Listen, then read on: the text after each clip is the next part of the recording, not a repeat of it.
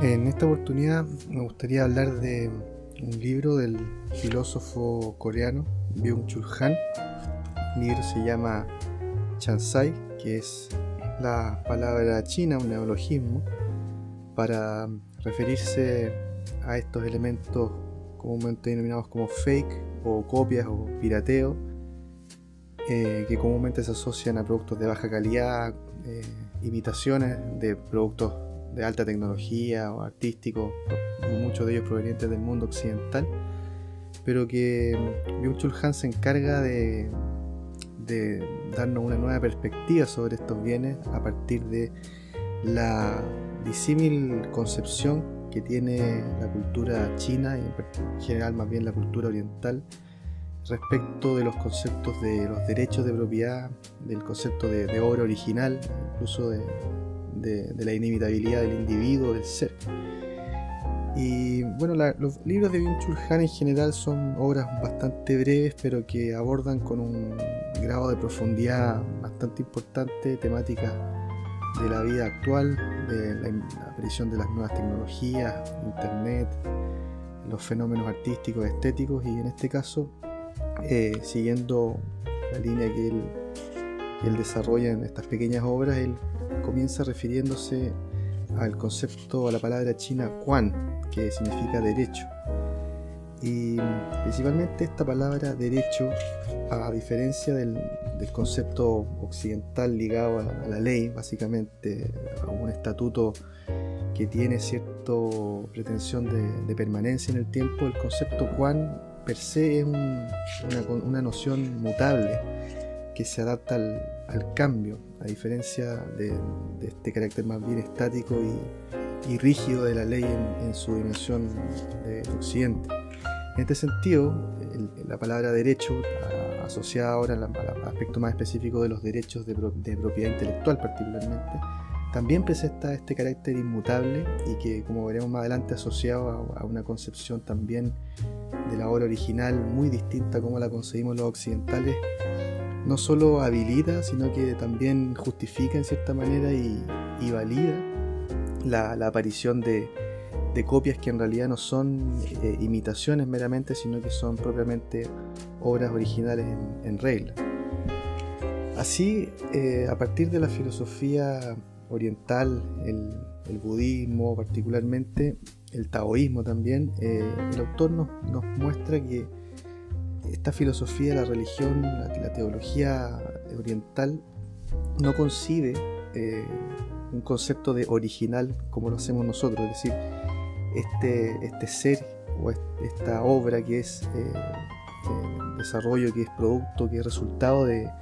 la acción de un genio creativo, de un individuo. En el mundo chino, en el mundo oriental,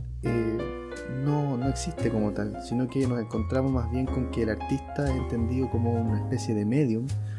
una persona que intermedia la obra con un contexto mucho más amplio, con una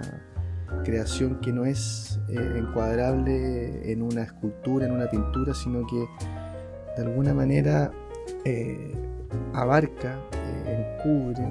una serie de elementos ya creados.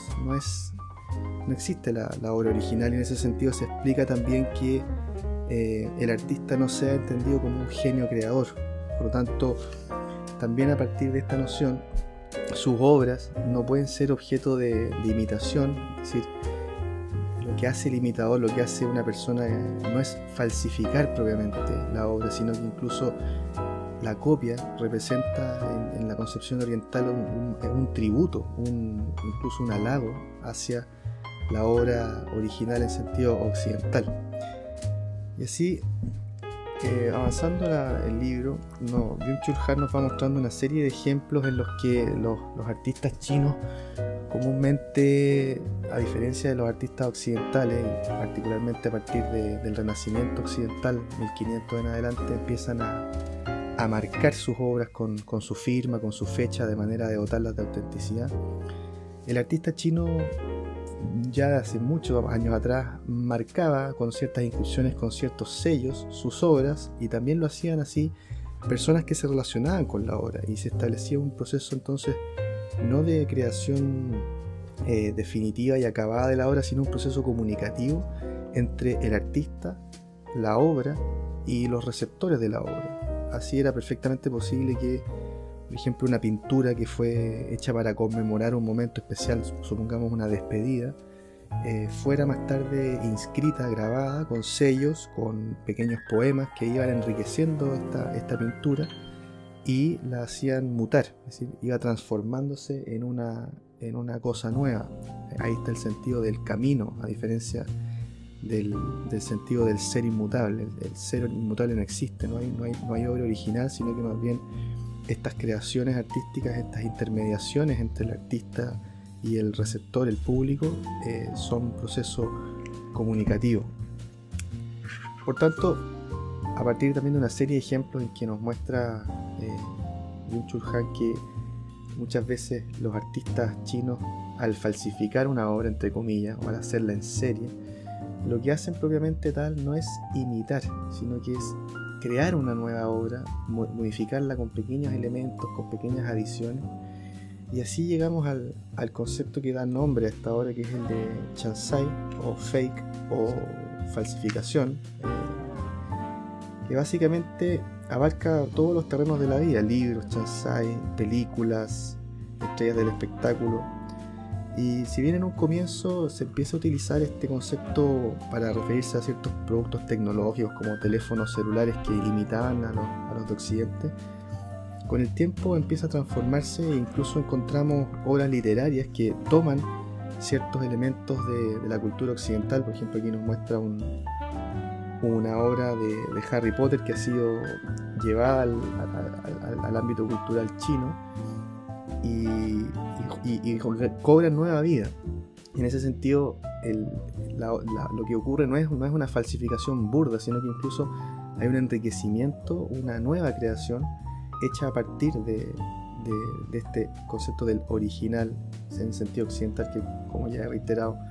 no existe como tal en la concepción oriental del Chansai. La verdad que esta obra me pareció muy interesante porque pienso que los fenómenos culturales actuales, en los que la creación de un genio creativo, si bien siguen existiendo y son altamente valoradas, cada vez es más frecuente constatar la existencia de ciertas obras creadas por personas comunes y corrientes, en ciertos casos, en otras por conglomerados empresariales o incluso colectivos de personas, que tomando ciertos universos, ciertos fenómenos creativos, artísticos, recrean, no en el sentido de una falsificación, de una copia, sino que tomando ciertos elementos ya creados, son capaces de dar una vuelta y de enriquecer la obra. Estoy pensando, por ejemplo, en las distintas obras que se llaman fan-made o hechas por los fanáticos, por ejemplo, los universos de ciencia ficción de la Guerra de las Galaxias, por ejemplo, en los que, tomando ciertos eventos, ciertas épocas, ciertos, quizás ya incluso podríamos llamar folclore de una obra literaria o cinematográfica, son los fanáticos los que, tomando estos elementos, copiando directamente ciertos elementos, crean una obra nueva y la dotan de una originalidad propia. Entonces, en ese sentido, retomando esta idea principal del camino como contraposición de la obra finita, precisamente los artistas somos todos quienes interactuamos con la obra y todos quienes imaginativamente, solamente o quizá incluso llevándolo a la práctica, definimos nuevos elementos, le agregamos ciertas cosas y finalmente se recrea la obra a través de este proceso comunicativo. También es muy llamativo notar que las economías colaborativas y también sus efectos en el mundo de la creación artística también están dando lugar a fenómenos que podríamos asociar con este concepto. Ya no es tan común, quizás ya ni siquiera sea posible que, por decir, creaciones tecnológicas, creaciones técnicas sean hechas por una sola persona, sino que hoy día más bien lo que vemos es que toda creación humana es resultado de una acumulación de conocimiento previo, que es condensada, sistematizada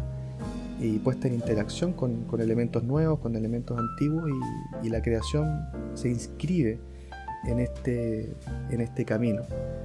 Así que me parece que es un libro muy interesante. Byung-Chul Han normalmente hace muchas referencias a autores de la filosofía occidental, oriental, con una sutileza, una brevedad, una simpleza magistral. Así que es un libro que vale la pena leer.